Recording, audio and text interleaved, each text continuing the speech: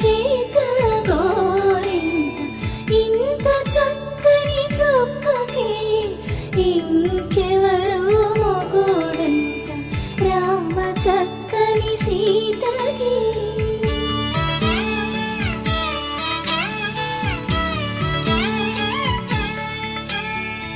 ఉడత వీపున